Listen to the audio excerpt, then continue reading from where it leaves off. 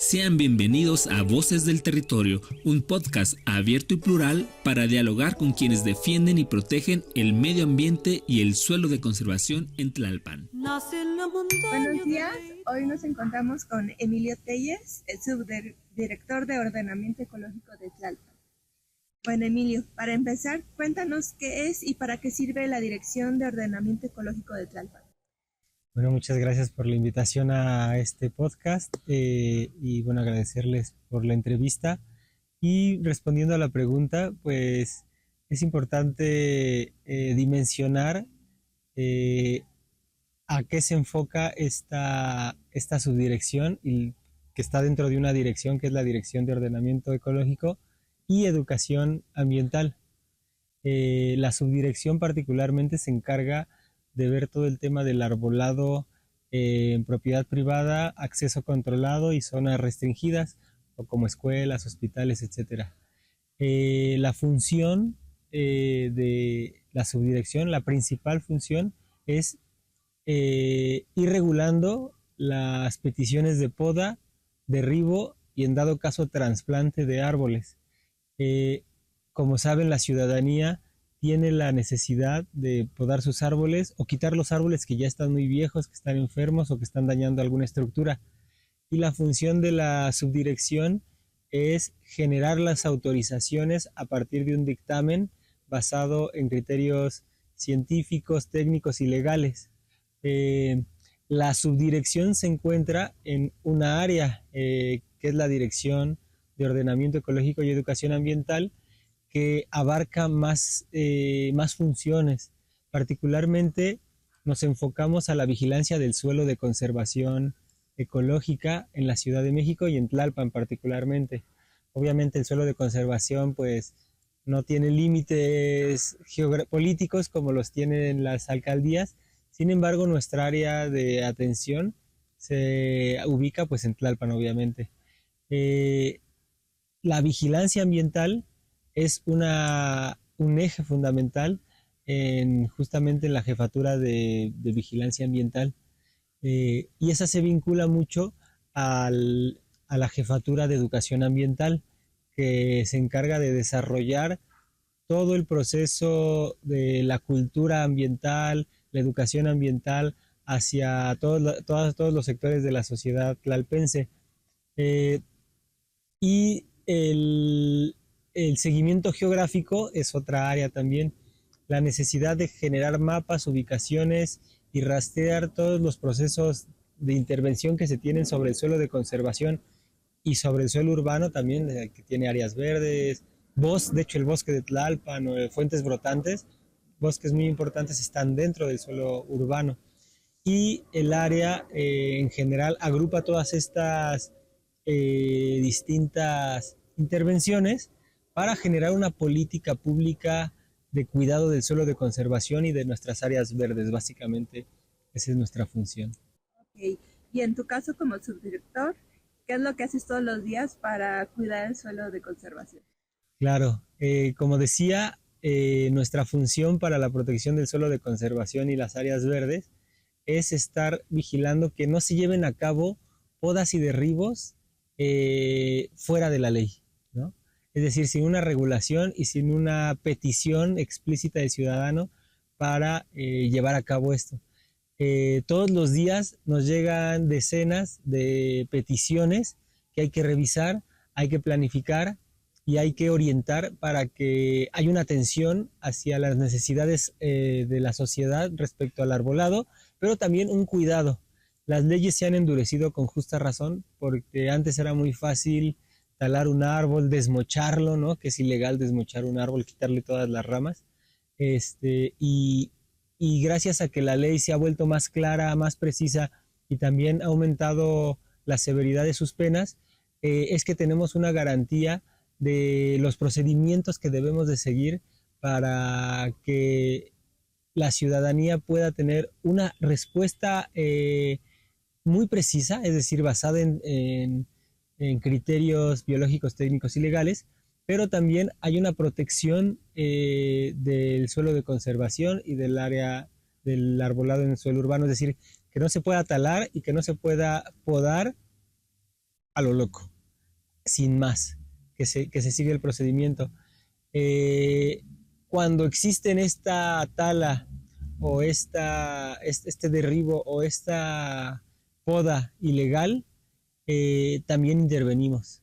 Ese es otro procedimiento. Todos los días nos llegan denuncias que atendemos en el área de la subdirección en vinculación con vigilancia ambiental para poder llevarle el proceso de sanción. Esto obviamente no lo hacemos solamente como alcaldía, sino colaboramos con la SEDEMA y la PAOT para desarrollar las denuncias y recabar la información necesaria para iniciar en dado caso un proceso legal contra quien haya cometido este delito. Solo para acotar, me queda un poco de duda por qué es ilegal desmochar. A lo mejor mucha gente lo hace por ignorancia, pero ¿por qué es ilegal desmochar un árbol? ¿En qué en qué afecta el árbol? Claro, el desmoche es una pretensión de poda en la cual se le deja prácticamente sin hojas al árbol. Esto tiene varias consecuencias para el árbol. Una, modifica su estructura porque estás quitando ramas secundarias que son parte de la estructura de los balances del árbol. Dos, hace vulnerable al árbol a enfermedades, a plagas, porque generas un desmoche, es como una amputación muy severa. Obviamente los árboles son individuos que pueden regenerarse, sin embargo las consecuencias son enormes y muchas veces ni siquiera resuelve el problema a largo plazo, porque una poda mal hecha con un desmoche genera descompensaciones y que el árbol reaccione ante esto y empieza a generar muchos brotes epicórmicos que generan muchas salidas de ramitas por todos lados y en un par de años ese árbol va a estar como respuesta a ello generando pues más ramas de las que tenía antes, ¿no? Entonces es todo un ciclo que genera pues un desmoche o una poda mal hecha que va peor, ¿no? Tanto para el árbol como para quien pretende solucionar un problema.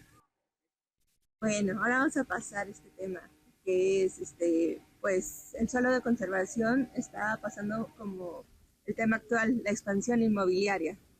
El suelo de conservación ¿qué está sufriendo más? ¿La expansión inmobiliaria, la tala ilegal de árboles o los incendios provocados? De todo esto, ¿qué es lo que afecta más a Tlalpan? Claro, efectivamente estos tres elementos que comentas pues son las preocupaciones que existen permanentemente pues es una presión sobre el suelo de conservación. Ahora, ¿cuál es aquella que tiene mayores consecuencias? En mi opinión personal y a partir de la experiencia que hemos tenido, yo creo que el crecimiento urbano es aquel que tiene una incidencia mayor porque no es reversible, ¿no? Eh, digamos, donde se asienta y se permite y se legaliza un asentamiento humano, a largo plazo ya no se puede recuperar. En segundo lugar, pues la tala, ¿no? La tala ilegal que está causando estragos impresionantes. Obviamente siempre tiene sus altas y sus bajas, pero en Tlalpan desde 2019, desde la pandemia, vimos una alza inmensa en la tala que ha generado la pérdida de gran parte de, pues sí, de la capa forestal que tenemos, que hasta ahora se ha empezado a revertir con acciones de vigilancia ambiental que han sido más drásticas por una coordinación inusitada que se dio entre el gobierno federal, el gobierno de la Ciudad de México y Tlalpan, y se ha podido mantener a raya con el desmantelamiento de un montón de lugares, ¿no? que promueven el tema de la tala. Y finalmente, pues los incendios, que también van en aumento, y que es importante posicionarnos respecto a esta situación porque empieza a haber ideas, pues sí, ideologías que empiezan a negar la existencia del cambio climático y la necesidad de dejar a la naturaleza a su suerte y que finalmente todo el mercado, el capitalismo se va a regular sola y sin embargo eso es quitarte la preocupación ante un proceso de incendios también que son históricos, ¿no? No se había visto esa cantidad de incendios, no solamente en México, sino a nivel global. Entonces, los incendios, aunque también son procesos que generan recomposiciones naturales, ¿no? Estos deben tener pues un límite y bueno, es parte de, junto con la expansión urbana y la tala, de los problemas que hay que combatir. Hablando de la expansión inmobiliaria, ¿cómo conciliar la demanda social de vivienda que es justa y necesaria con la necesidad de cuidar el suelo de conservación? Claro, bueno, cuando entramos a ese punto, eh, ya no solamente entramos a un área de políticas públicas o de acciones para atender problemas inmediatos, ¿no? De tener gente que está todo el ciclo de la tala, ¿no? Porque es eso, combatir el ciclo de la tala en su distribución, en la acción de la tala misma, en la comercialización, en los aserraderos, en todo ese ciclo.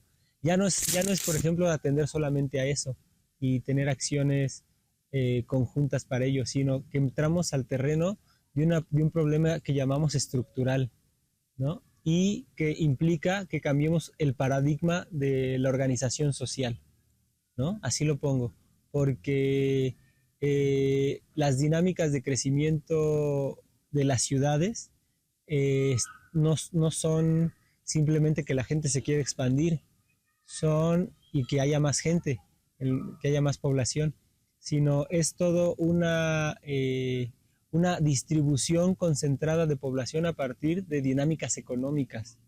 En la Ciudad de México tenemos 13 aglomeraciones, superaglomeraciones de creación de riqueza, ¿no? En el país pues hay varias, ¿no? Eh, en, en Jalisco, en Monterrey, este tipo de aglomeraciones económicas que generan una dinámica de concentración que explica finalmente la migración interna, ¿no? Y la expoliación de las zonas alrededor, ¿no? La gran necesidad de alimento, la gran necesidad de transporte y la gran necesidad de vivienda para satisfacer la dinámica de esta economía es lo que debemos ver, por eso decimos que es estructural. Entonces, la expansión urbana, la necesidad de vivienda, no se van a resolver simplemente con la vigilancia, sino que se necesitan orientar una política social de vivienda que no sea simplemente un proceso de dar vivienda, sino que se reestructure la ciudad. Y es que finalmente tiene que ser eso, que reestructure la ciudad a partir de las necesidades humanas. Por ejemplo, cuando hablamos de que necesitamos trabajar a 15 minutos de nuestra casa, estamos pensando en una reestructuración, en que estas aglomeraciones no pueden seguir funcionando como funcionan ahora, ¿no? Sino que el trabajo se debe distribuir de manera ecológica, es decir, pensando en la salud de la gente, pensando en el tiempo de la gente, pensando en la necesidad de reducir la jornada laboral, un montón de demandas que implican un debate social muy, muy profundo que pues es el trabajo al que debemos estarnos enfocando gran parte pues sí, de nuestras ganas de cambiar la sociedad, ¿no? Y entonces, sobre ese marco, saber que las acciones para proteger el suelo de conservación van a ser limitadas hasta que no haya un cambio de paradigma de concentración, ¿no? La presión del suelo de conservación no es la gente que busca vivienda, es la gran cantidad de riqueza y de trabajo necesario para generar esa riqueza que se genera en la Ciudad de México. Ok, yendo con este tema, como pues, son problemas más estructurales, muchos podemos ver los aserraderos ilegales como grupos criminales que van, llegan y talan, pero también estos aserraderos es como mucha gente no tiene empleo y la manera de conseguir algo de dinero para comer muchas veces es yendo y calando. ¿Qué tan grande es este problema en Tlalpan y qué se está haciendo para frenarlo? Claro. El problema es grave, pero nos hemos metido a las entrañas de esta situación a partir de la Dirección General de Medio Ambiente, particularmente con la línea de intervención que ha generado Francisco Hernández, el director general, y en el área Abraham González, generando una dinámica de involucrarnos directamente en esos problemas para saber realmente la magnitud, ¿no? El área renació, ¿no? Había estado en años pasados, nos cuentan los trabajadores, casi sin actividad, hacían 2, 3 recorridos al año, pero nada más para reportar lo que había, no para intervenir, y realmente el cambio en el área es notable y las tareas a las que se enfrenta el área pues son inmensas, pero se está, digamos, con esta vinculación con la Ciudad de México y el gobierno federal, se ha generado la posibilidad de atacar el problema de distintos frentes. Y mencionaré dos respecto a justamente los aserraderos.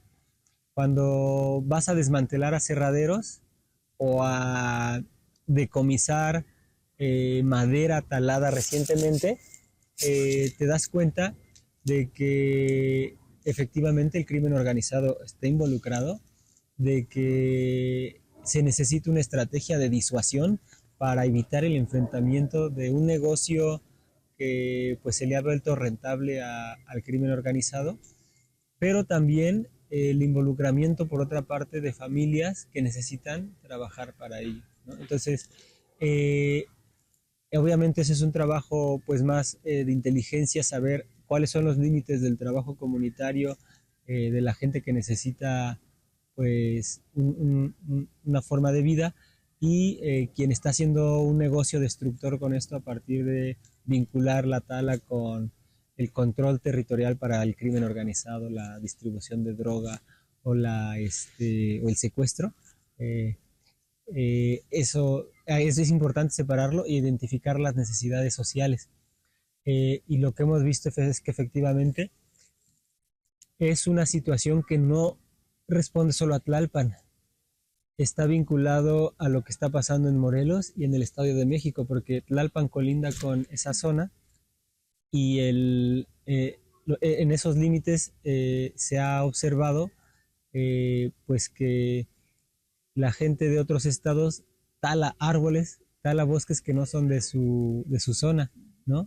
Y genera un ciclo y se llevan la madera, y entonces la coordinación es importante llevarla a cabo entre autoridades de los municipios, ¿no? Jarlatlaco y en esta zona Tres Marías, para inhibir la expansión,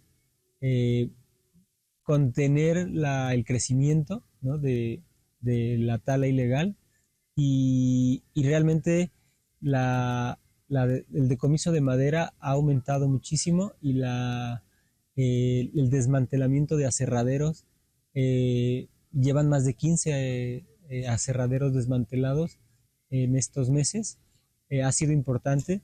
Sin embargo, el tema es la gran cantidad de dinero que pueden tener estos grupos para rearticularse, y la necesidad de hacer una estrategia a largo plazo y muy integral para darle alternativas sociales de trabajo a las comunidades, ¿no? Algunos han criticado un poco la veda que se hizo, una veda absoluta, porque en realidad no tenemos la posición de dejar intacto el suelo de conservación, sino de tener una gestión comunitaria sostenible, porque si no se permite la actividad forestal de ninguna de sus formas, en realidad las comunidades dueñas del suelo de conservación también se ven impedidas de tener herramientas que permitan el control del espacio. Entonces, bueno, el problema es muy complejo, pero sí puedo decir que que todo el área se ha enfocado en estos ya más de 10 meses en una estrategia de involucramiento pleno, de acción, de no confrontación para mantener, o sea, no asustar a la población y mantener y hacer una estrategia de disuasión y una acción directa de decomiso y desmantelamiento de los aserraderos. Bueno, hablando de la actual crisis climática, ¿qué tendría que hacer México para alcanzar sus objetivos climáticos? O sea, lo que me refiero es, ¿qué tendríamos que cambiar ahora mismo en las políticas de ordenamiento para que en 20 años todavía tengamos suelo de conservación en Tlalpan? Claro. Eh, tenemos que hacer una política de retención, ¿no? Una idea de crecimiento cero de la mancha urbana en esta zona, al menos. El compromiso de generarlo efectivamente puede ser exitoso en un periodo de tiempo, pues eso, en el que una política agresiva en términos más que agresiva, decidida, sí puede mantener a raya. De hecho, se ha recuperado suelo de conservación. Veníamos de una racha de pérdida, y después de mucho tiempo por fin se está haciendo recuperaciones importantes. La última en la que participamos fue en la recuperación del predio del Tepozán, que bueno, se intervino de manera muy masiva por parte de la coordinación de las 3 instituciones que mencioné, y se ha avanzado no solo en la recuperación, sino en la conciencia de la gente de la delimitación, ¿no?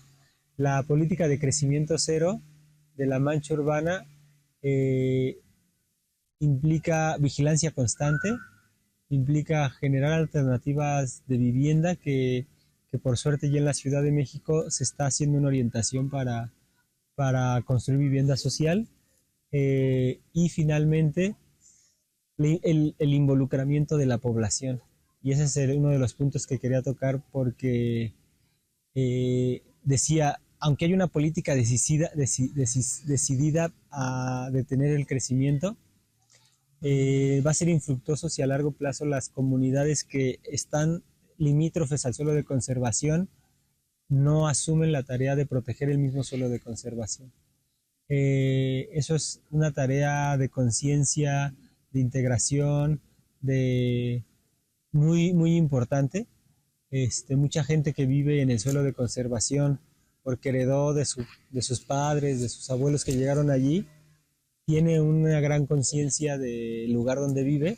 Sin embargo, las condiciones sociales de precarización, aislamiento, falta de transporte, a veces hasta falta de escuelas y de servicios públicos, dificulta que la prioridad sea el cuidado del suelo de conservación, y más bien la gente está tratando de sobrevivir muchas veces en estos espacios, y es difícil hacer una conexión. Por eso es una lucha conjunta en la que se debe garantizar los derechos de la población que ya tiene derecho a vivir allí por el tiempo que ha estado, y que es una vía para, pues eso, tener una casa, y que tiene que tener una vida digna. Eso vincularlo con la defensa del suelo de conservación. Bueno, para cerrar, si pudieras darnos un mensaje directo a quienes están escuchando este podcast, ¿qué les dirías para que entiendan que defender el ordenamiento ecológico también es defender la vida y el futuro de esta ciudad? Claro, pues el mensaje que les mandaría a quienes nos están escuchando y viendo es que la clave para generar una sociedad que permita el desarrollo de la naturaleza de manera equilibrada es el involucramiento consciente, ¿no? El involucramiento consciente de una sociedad organizada. Y esa es la clave. Necesitamos generar comunidad a través del cuidado de la naturaleza, generar brigadas, generar acciones colectivas, generar procesos de reforestación. Todo eso es colectivo. nada es aislado. De hecho, hasta el tratamiento de la basura, el tema de la separación de residuos, solo es exitosa si tiene un involucramiento. Ninguna acción es individual, todas las acciones son colectivas porque estamos inmersos en un sistema que conecta todo. Entonces solamente mediante una acción colectiva se puede transformar la forma en la que funciona cotidianamente ese sistema, ¿no? Entonces le hacemos un llamado ante una evidencia. El gobierno, las instituciones no van a poder solucionar esto. Aunque tengan la mejor voluntad, aunque quieran, va a ser limitado su nivel de acción frente a una sociedad que está pasiva. Si la sociedad se involucra y se activa en el rescate, en la defensa y en la protección del medio ambiente, va a ser la única salida que tengamos. Bueno, te doy las gracias por haber participado con nosotros. Gracias a ustedes. Gracias por escuchar Voces del Territorio, un proyecto comunicacional de la JUT de Educación Ambiental de la Alcaldía Tlalpan. Nos escuchamos en nuestro próximo capítulo. Nace en la montaña, deleita el viento.